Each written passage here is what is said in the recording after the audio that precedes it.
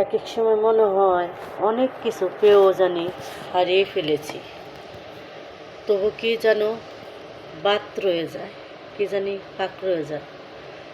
কারণ কি জানেন, পৃথিবীতে সন্তানের কাছেই মা বাবার মূল্যটা অনেক অনেক বেশি থাকে, আর মা বাবার কাছে সন্তানের মূল্যটা অনেক বেশি থাকে। পৃথিবীতে যার একটা সন্তান নেই সে বুঝে যে তার সন্তান ছাড়া কী লাগে, আর যার পৃথিবীতে মা বাবা নেই তার মনে হয় না জানি কি নেই। জানেন, মা বাবা এমন একটা জিনিস, মায়ার বাঁধন, তা কখনো ছিঁড়ে ফেলা যায় না, আর কখনো ভুলে থাকাও যায় না। হয়তো মা বাবা গরিব হোক বা দারিদ্রতা হোক বা তার কোনো কিছু না থাক, তবু কিন্তু তার মা বাবা একটা সন্তানের কাছে মাথার তাজের চেয়েও বেশি থাকে।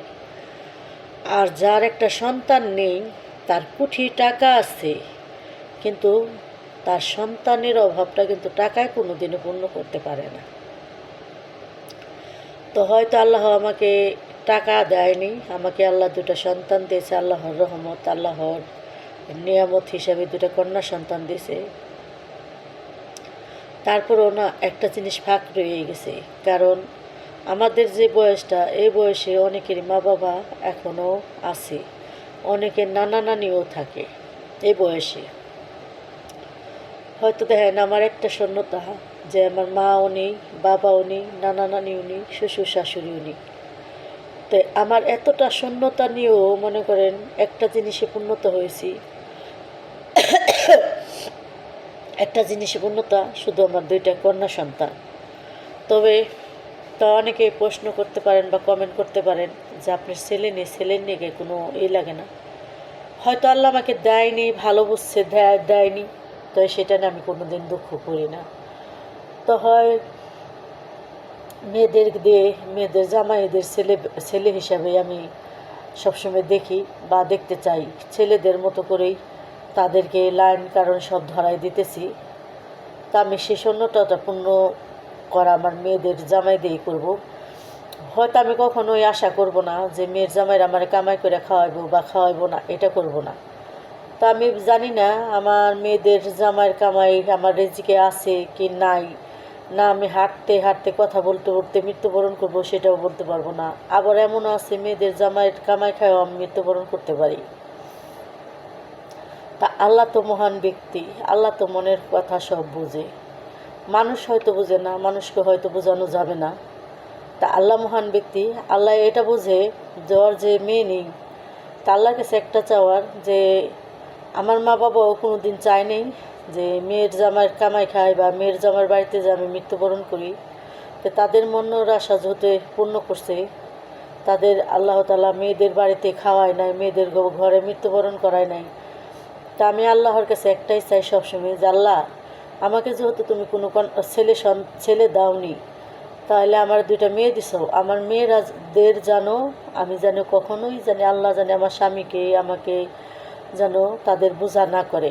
আমাদের দুজনের জন্য হাত পা থাকতে আমরা জানি তোমার ডাকে সাড়া দিতে পারি।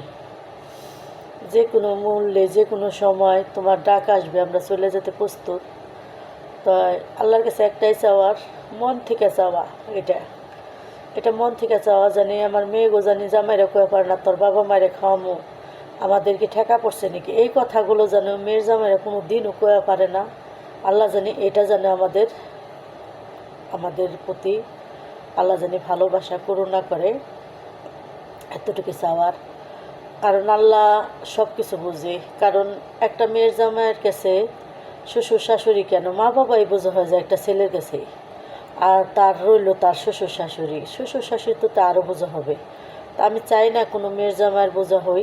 তো আল্লাহর কাছে একটাই চাওয়ার যে আল্লাহ তুমি আমাকে যা দাওনি আমি তা নিয়ে কখনো কষ্ট পাই না বা ওই করি না, ভুলও মনে করি না যে আমার আল্লাহ ছেলে দাওনি। তবে একটা চাওয়ার সবসময় যে আল্লাহ তুমি আমার যদি আমার স্বামীর আমারে হাত পাও রাখতে আমরা জানি নিজে কামাই খায়া জানি মৃত্যুবরণ করতে পারি, তাদের অধীন আমাদের করো না, তাদের দেওয়ার তৌফিক দান করো, কিন্তু তাদের নেওয়ার আমাদের আশা করায়ও না। কারণ তুমি আল্লাহ মহান, তুমি সব কিছু জানো। তো আমার মতো অনেক বোনরাই আছে, ছেলে নেই, মেয়ে আছে, তবে নিজের কষ্টের টাকাতে নিজে খাইতে খাওয়া জানি হাত পাও থাকতে জানি তাদেরকেও মতো আশা থাকে যে ছেলের নাই, ছেলের মেয়ের জামাইয়ের কামাই খায় মৃত্যুবরণ করুন, এটা যেন কখনো আশা করে না। তবে কোনো বাবা মাই আশা করে না, আমি যেমন করি না কোনো বাবা মাই করে না। তো আমি আল্লাহর কাছে এই পর্যন্ত যা চাইছি, তো আল্লাহ আমাকে সবই দিছেন। তো এতটুকু আশা করি যে আমার যেন হাত পাও থাকতে জানি আমরা স্বামী স্ত্রী দুজন একসাথে, আমাদের যেন কারো হাত, মেয়ের জামার কাছে হাত পাইতে না চাইতে হয় বা না খাইতে হয়, সে এটা জানি আমাদের করে আল্লাহ জানি এই হেদায়েতটা করে, আমরা যেন তারটাকে জানি সাড়া দিয়ে যাইতে পারি। আপনারাও দোয়া করবেন। আল্লাহ হাফেজ, আসসালামু আলাইকুম।